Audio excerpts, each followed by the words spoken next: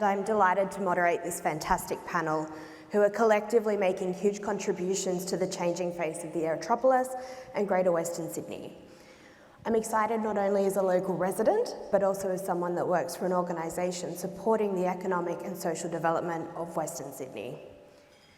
As we speak, a stone's throw from here, John Holland teams are proudly delivering projects including the M7-M12 integration project, Sydney Water's Upper South Creek Advanced Water Recycling Centre, enabling work for the next stage of Parramatta Light Rail, and building a new home for the almighty Penrith Panthers.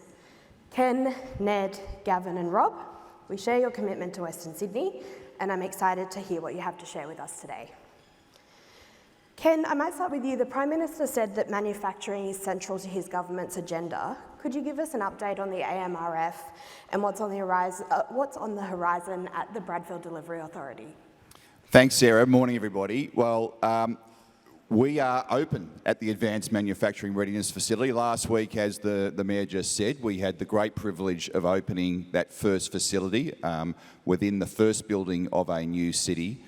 And really, when you're thinking about what's going on within Bradfield and the Aerotropolis, for me there is three big exciting things. We have this amazing Aerotropolis region, this location with government investment pouring into it, but also private investment really packing in through the planning system to help create the Aerotropolis. So the logistics investment, the light manufacturing investment, that will be critical to distribution networks to the manufacturing sector in Western Sydney. So that's one big story. The second big story is Bradfield itself, as Jeff said, and if I can on this stage also pay tribute to the role that Jeff Roberts has had, not just on our board, but also over a long period of time for Sydney. As Jeff said, we are creating a new city at Bradfield. A new city of bringing those higher order jobs to Western Sydney, and part of that DNA strand is very much advanced manufacturing, part of that's technology, part of that's research and education, all wrapped up with a great place to live, 10,000 people, 10,000 dwellings within that city once it's fully built out. So we are creating something new in Western Sydney. And then at the heart of that, at that micro level, we are anchoring that new city with a new facility whose job it is to accelerate innovation across manufacturing. And the first stage of that, it's open. Right now, that's a manufacturing hall in a beautiful building, which includes high-end advanced manufacturing equipment, which most companies wouldn't have access to, a high-end skilled staff drawn from the manufacturing sector, whose job it is to engage with, effectively to consult to the manufacturing sector and de-risk innovation for them. And this is the first of what will effectively be 3 facilities. We'll start work on the second of those facilities this year. And you put all those 3 things together, and that's part of the big vision the Prime Minister spoke about. Importantly, the Prime Minister said it's not enough to have a vision. You've got to be able to implement that vision, and that's our job at the Bradfield Development Authority, to implement that vision. And I'm pleased to say that we are out of a planning phase and into a heavy delivery and operational phase. So things are really happening at Bradfield. Exciting times, and exciting, Ned, for your constituents as well. Could you share a little bit more about why today's announcement and the announcement on 15th Avenue was such a win for local communities? Yeah, I guess similar to what I've just said, that the community has been waiting for this for so long. We've always heard about an airport coming. It's always been exciting. And then when the announcement was made 11 years, wonderful. But then it's like, well, how do we continue building this city? So there's a great level of enthusiasm in there. I did a quick little video the other day just to show people, what this building looks like, because they hear about it. We may be familiar with this as a few hundred people come to these conferences, but they've never had anything to touch, feel, or see about the airport. And the reaction to that, I think, it just shows that how much the person living in the suburbs who may not know what an AMRF is or have anything to do with the airport, but they know it represents progress. It represents ambition. And I think, having these 15th Avenue, having this train link, they fit into that. They know that this is their city and it's finally being built up. So it's extremely exciting for them. Yeah, absolutely. And Gavin, the airport is terrifying or tantalisingly close. Without stealing Simon's thunder, I know Simon's about to speak. What do you see as the opportunities for industry within and around the airport site as day one draws closer? Yeah, I'd start by saying we are terrifyingly close, but I don't think we are terrified. We are quietly confident. We're very excited at the stage we're at and how it's emerging. And I mean, it looks finished from the outside in parts of the airport. So if you haven't been out there recently, it's looking fantastic. So I'd start by saying opportunities. We are opening the only 24/7 international airport in Sydney, and we need to just pause and reflect on that. That will create immense opportunities for jobs and growth into the future. We are geared up to grow. But what I'd say, start by thinking of industry and opportunities. I'll start with my colleague to my left, our national carrier Qantas. Have made a big commitment, and we're working closely with them. But the opportunities that will be created from day one will be immediate increase in capacity in the Sydney Basin for airlines, and on top of that, peak slot capacity, which is critical for the economy. I think the important thing to note is, I'll just give you a simple example of the new opportunities that will be created in regards to opportunities for airlines.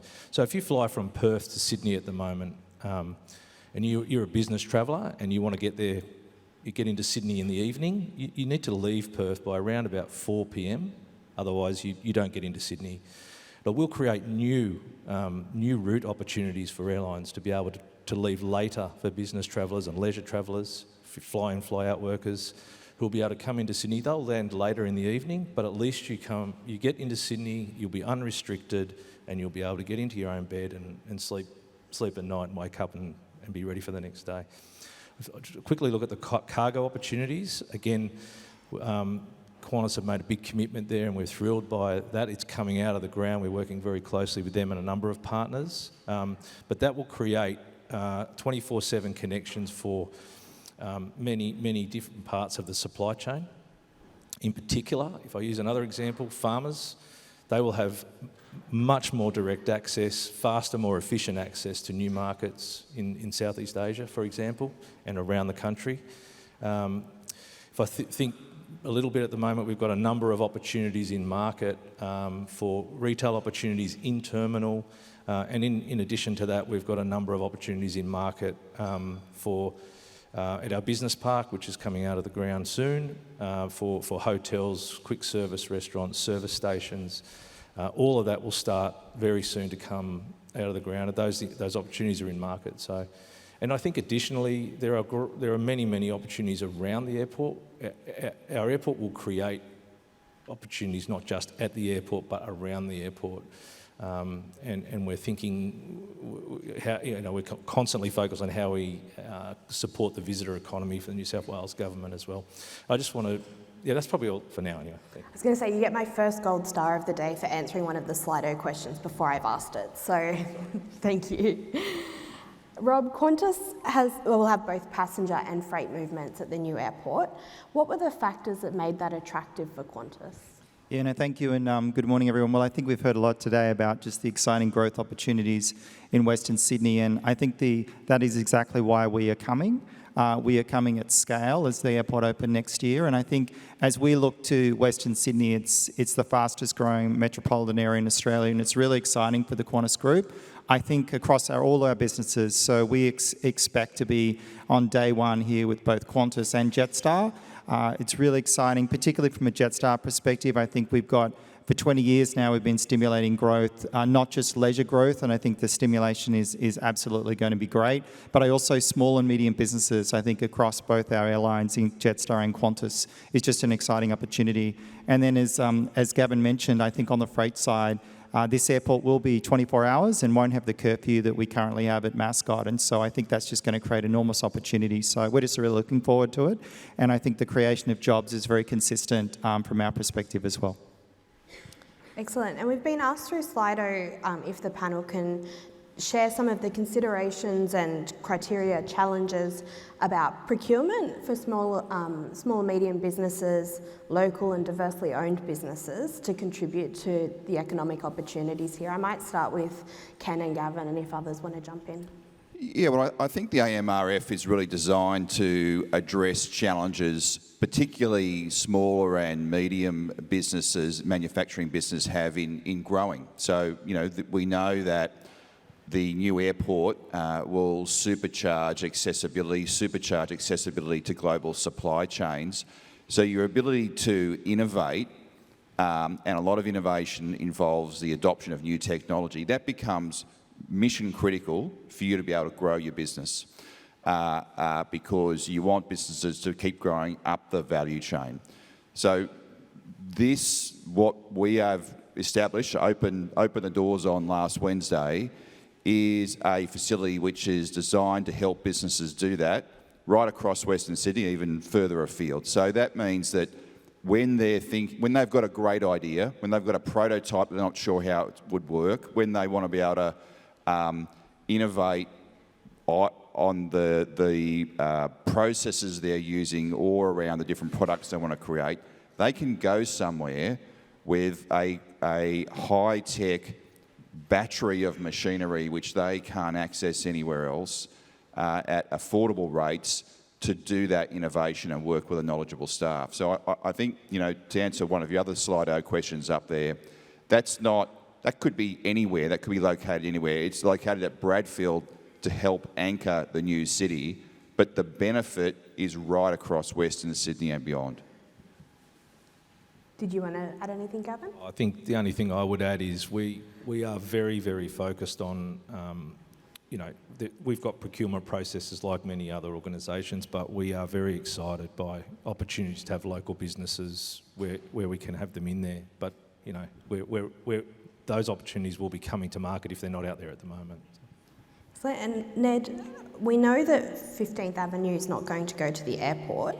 What does that mean for your community and people living within that sort of 30-kilometre radius? Yeah, so I think we're in a scenario where your workforce, the closest workforce, isn't actually connected. They've got to go through, the Bringelly roads and maybe the Elizabeth Drive, which, if we're going to generate the economic activity that we're talking about, are going to be congested. So I think it's a policy failure that we haven't been able to do it. If I go back to when the airport was announced, it was announced with the upgrade of Northern Road, Bringelly Road, and M12/Elizabeth Drive. So we tried to get 15th Avenue in the mix back then. Unfortunately, we weren't able to, but we should have done. We should be fixed by now. But now, I think we're selling ourselves second. It's going to be second class, unfortunately. And we look at. I know I saw a question out there. I might, if I can jump to it, about the extension of the metro from Bankstown to Liverpool. It exists now as a dotted line on the map, and I think we have to sit here and say, well, is that back on the table? 100% it should be back on the table. The Westmead to the airport connection needs to be back onto the table immediately. And these aren't just, I think, transport questions, but they're also about solving the housing challenge that we have. We should be looking out there and designing these train lines and saying, well, how many homes can they accommodate? And you could go out there and potentially, I reckon you're going to get at least a good 200,000 dwellings on top of the existing stock, but 200,000 new dwellings with these train lines, which will play a major role in solving the biggest challenge it has. So I think we need a holistic approach, and 15th Avenue is one part of that. Can I just add on that connectivity question? I think people really get the understanding that the residents of Southwest Sydney need to be able to connect into those jobs. But to attract the businesses that we want to attract, they want to know that the talented employment pool existing throughout Southwest Sydney is also available to them.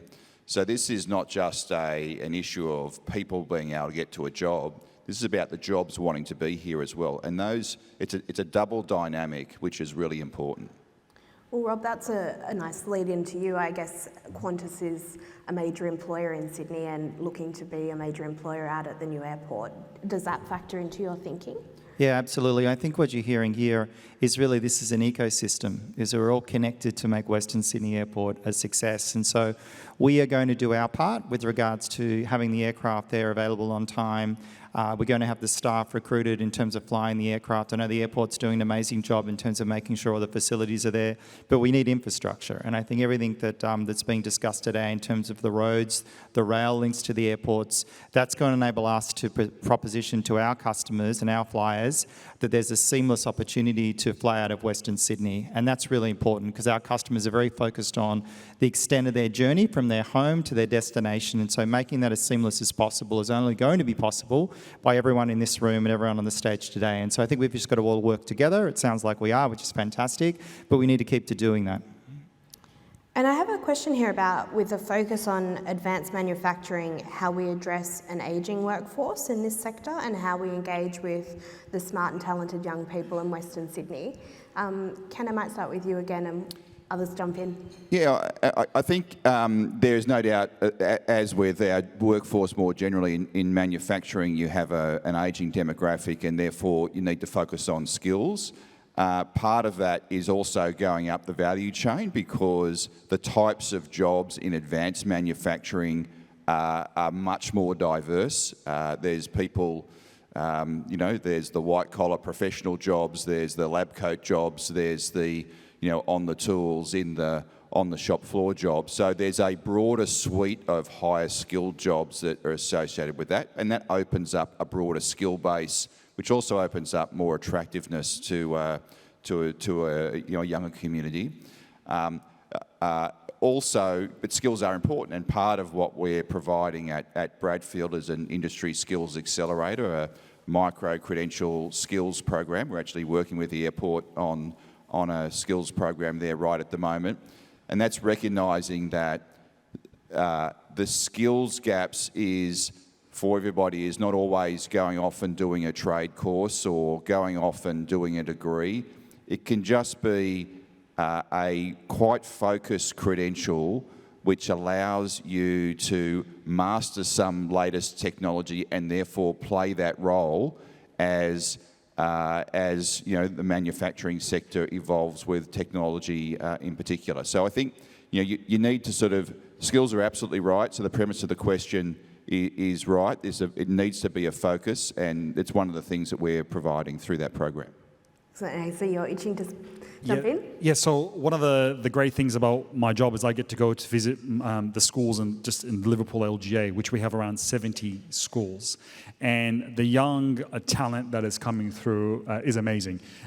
We have also amazing facilities there are numerous schools that are being built, both public and private schools, that are world-class, that are doing amazing teaching there with a big focus on STEM. We have Unity Grammar in Austral that's sending out a team internationally. They've done it numerous times now, representing Australia in robotics. So there's a lot of great, young, motivated kids that are there. And then if you go as well, we have the universities now that call Liverpool home. Western Sydney University, we've got University of New South Wales over there, Wollongong University, and also Notre Dame University. So I think we've got the right environment in that you've got the right kids that can be moulded, and then you have the educational institutions, and hopefully with an upgrade of TAFE and a reshaping of that, it works perfectly. With the Liverpool Health Innovation Precinct, the smart jobs there, the intermodal, the airport, I think it all can actually work as a good ecosystem. And Rob, what are the sorts of skills that you're thinking about, sort of that 10, 15, 20-year horizon that you're looking to leverage out here in Western Sydney? Well, I think there's all different types of skills. So I think it was really well described before that. But from a technical perspective, I think around engineering is probably an area of focus. I think the other thing we're focused on right now is around AI and just the use of technology in all parts of our business, whether that's be from the customer experience, in operations, or even in the back office. We talk about finance, accounting, that sort of thing. So I think it's fantastic to hear that the local universities and local schools have got such a diversity with regards to skills and the capability development, because if people are going to want to get to the airport, having them live locally is really important, so they're not travelling too far to be able to earn an income to support their families. So we're just really encouraged. I think the skills that we have and we need now in terms of cabin crew, pilots, I think the industry is growing, and I think it's just amazing to see those skills being resident here in Western Sydney. Gavin, anything to add there? No, nothing to add. I think it's well said. And I guess we've had another one come through around, will the success of Bradfield be impacted coming back to 15th Avenue without that connection? Well, I mean, I would say that this is a glass half full proposition. So let's remind ourselves that governments, yesterday's number would have been $25 billion of infrastructure money in the Aerotropolis or supporting the Aerotropolis, and now we have to add another billion to that with the Prime Minister's announcement this morning. So that is a massive amount of infrastructure. I agree with the Mayor. We need to make sure that 15th Avenue does its job, and it sounds like there's more work to do to make sure that 15th Avenue does its job. Obviously, it's a no-brainer to connect up Liverpool city centre with what's happening at the airport and the Aerotropolis. That's a no-brainer, and that's 15th Avenue job, so we need to make sure it's doing that job. Some more work to do there. And it's also important that, there is that continued investment and ask, and also work by the governments on business cases to continue to invest in the connectivity and the infrastructure that we're going to need in southwest Sydney. So yes, let's keep the pressure on. Let's celebrate what is there. Let's also make sure governments are doing the work so projects are ready to be investable when the funding comes along. So, when it comes to infrastructure around this area, I am firmly in the glass is very much half full camp. Surely that's influencing the way that local councils collaborate. And you spoke earlier, Ned, about some of those discussions you've had with your colleagues. Can you share a little bit about what the pipeline of infrastructure opportunities looks like on that horizon? Yeah, and I think the question is, what do we define as infrastructure to answer that properly? Like if we look at, from obviously the thing that first jumps to mind is obviously the train lines and the roads. But then there's the other infrastructure in that, how do we build our cities? So I know Campbelltown Council has been pushing for a very, very long time to get their justice precinct as an anchor to their city centre. So in my view, that's a piece of infrastructure that can anchor a whole industry and a jobs market in the Campbelltown city centre. So I'm sure Mayor Darcy's always going on about that as well as Lindy. So the discussion that we're having is, what is the character of our city centres and what do we need to actually make them work? Because we want people to come to them. We built a piece of infrastructure back in, I think it finished in 2016 in Macquarie Street Mall. You would have seen the video on there when Adam was playing the video about the food. That was a piece of infrastructure that was about providing amenity into the area where we run our nighttime events. So anyone who is available, it's today's Thursday, isn't it? When you're free tonight, come down to Macquarie Street Mall, come and experience Most Blessed Nights. You'll see, 15,000 people there at least from coming all over Sydney and enjoying this beautiful piece of infrastructure that's activated to create amenity in our area. And Gavin, what are some of the private developments currently happening around the Aerotropolis, if you can speak to some of those? I might just talk to our business park really. As I said before, we've got plans for a hotel, service station. There's a whole range of warehousing and office opportunities that will gradually come to market. We've partnered with Charter Hall as part of that business park stage 1 development. So that, as I said, that is all starting to come out slowly to the market. I think there'll be many broader opportunities around the airport and activity. We've got agency developments, so border agencies and border force. We'll have emergency services, things like that around the airport. So that probably sums up where we are at the moment. I mean, we are geared, as I said before, we're geared up for growth. There'll be lots of opportunities for development into the future. I think we're just really focused at the moment on that first stage. You know, we just want to get open. It's critical for us to be open, give confidence to everyone that this thing is going to actually go, and we're very confident it will. And then we'll worry about the growth into the future. And Ken? So our team tracks the value of the DAs being lodged through the Aerotropolis. So currently there's $11.6 billion worth of projects sitting in the planning system for assessment. And that is a number that's just growing all the time.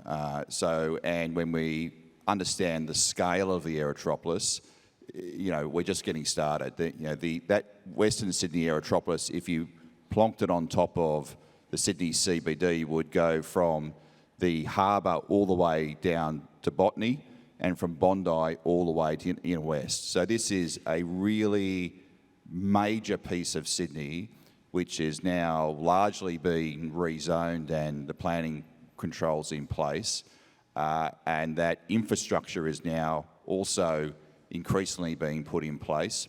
One of the other announcements of last week, which is very, very important, I know there's an infrastructure panel later on, but Infrastructure New South Wales released its structure plan for the Aerotropolis, which is really that schedule and that alignment of the infrastructure that's coming through, that's been funded, and the projects that are yet to be funded, and how that sequence to unlock the development within the Aerotropolis precinct. So that's been a really important piece of work from Infrastructure New South Wales. One of the things it also does is helps to highlight where the investment priorities for governments need to be to keep that virtual partnership between the infrastructure investment and the private sector investment to keep that going. So really important document.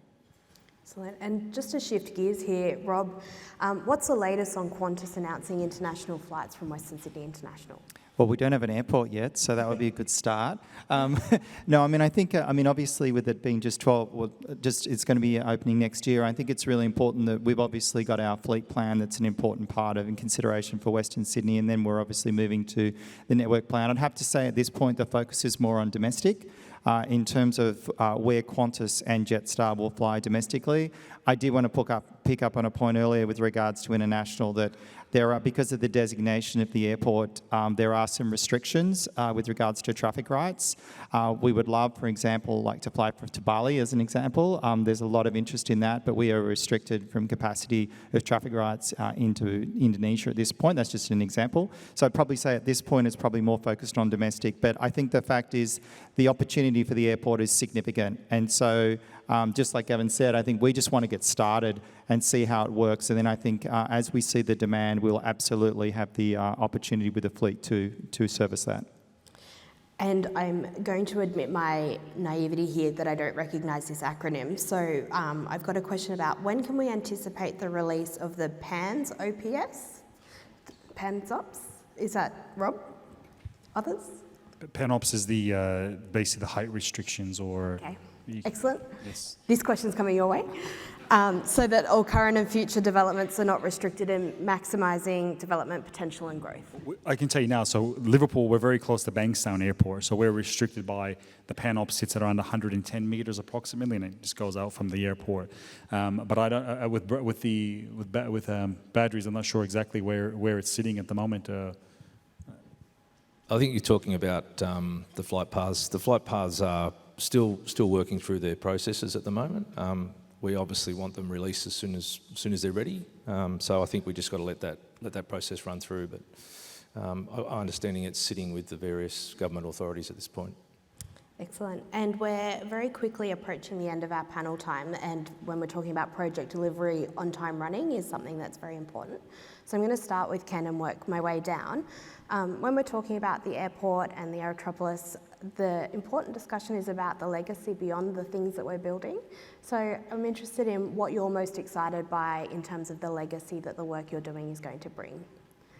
What I'm most excited by is that this is not a plan for some time in the future, it's happening now. We're at this phase where we are changing gears, whether you're talking about the airport opening next year, where you're talking about the infrastructure you can see coming out of the ground now.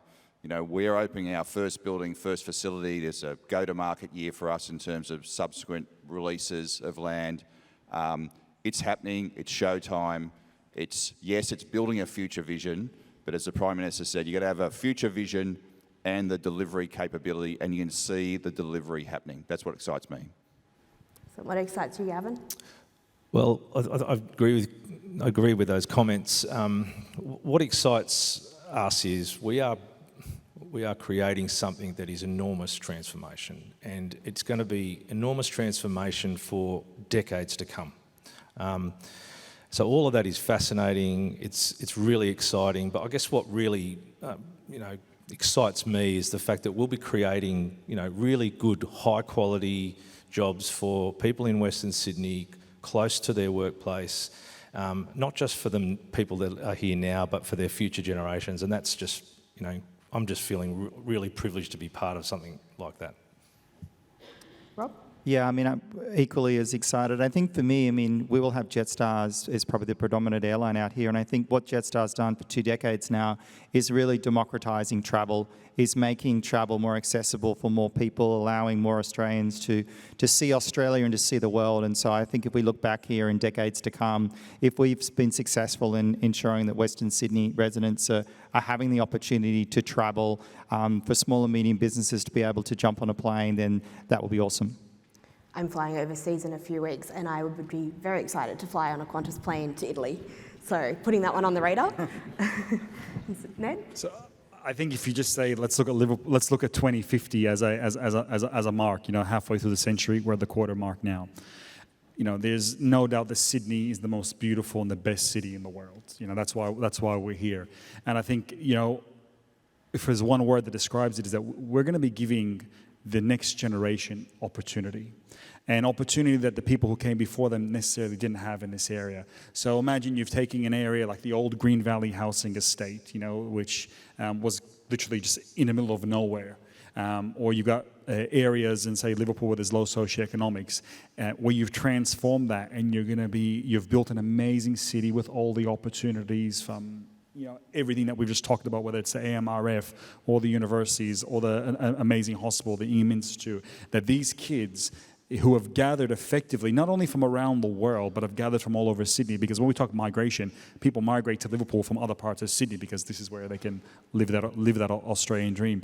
And we're giving them the best opportunities. And I think that this, imagine when you've got some of these kids who are going out there working in Ingham curing cancer, and they go, then everyone becomes like a sort of a trade delegation back to their homeland through the airport, building trade connections with we have 150 nationalities that call Liverpool home, that these kids from these areas will go back and build strong economic bridges and social bridges with their communities and be able to share in the prosperity that we have to be able to benefit their homelands, but also be able to benefit us as Australians. And I think that gives us a true purpose as a nation, as a country.